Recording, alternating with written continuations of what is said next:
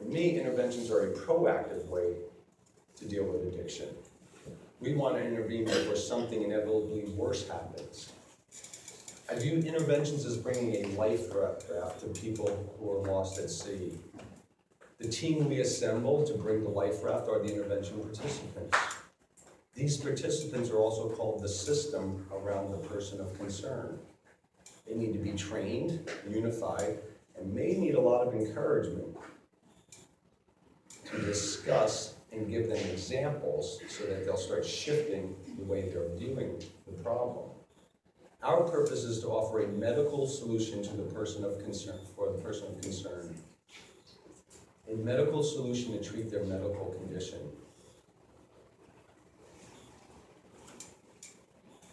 It's painful to no longer recognize your son or daughter. I want to address a few fallacies many of them deal with, many of the families or people who are considering doing something.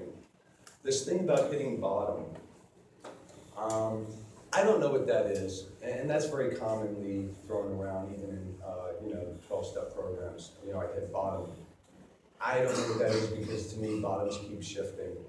What was a bottom? Your second DUI, your third overdose. For my brother, it was his death, obviously. So I don't use that word.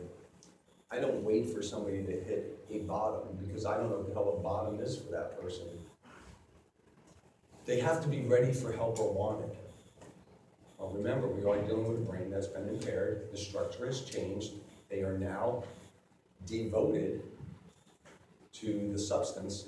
So waiting for them to be ready for help or want it, to me also doesn't make any sense. When I went to treatment, it wasn't because I wanted to get sober. I didn't even know what the heck sobriety was. Until this thing actually takes root and you don't really know what it is. I went there because I was looking at going to jail. And my attorney told me it's my only defense. And as a result of that, I said, okay, I'll go there because it's my only defense. He also said you need to go there because you're an addict. But I didn't think anyone can help me anyway, so what's the point? I've already crossed the line, I'm screwed. So it's hard to want something you don't even know about. So this idea of them having to be ready or wanted doesn't make much sense to me either. Tough love is another thing that doesn't make any sense to me. I don't know when love becomes tough. I know what healthy boundaries are, and that's what I try to talk to families about, putting up healthy boundaries. I think it makes more sense to people. I instruct people that planning an intervention is similar to planning a surprise birthday party, so please behave as you normally would with the person of concern. Some say surprise interventions are ambushing the person.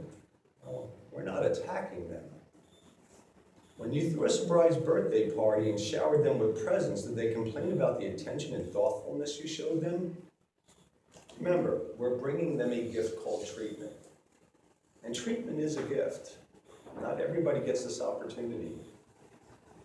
Is it irresponsible to present help to someone who has cancer and is in denial about it or avoiding getting potentially life-saving chemotherapy or radiation treatment?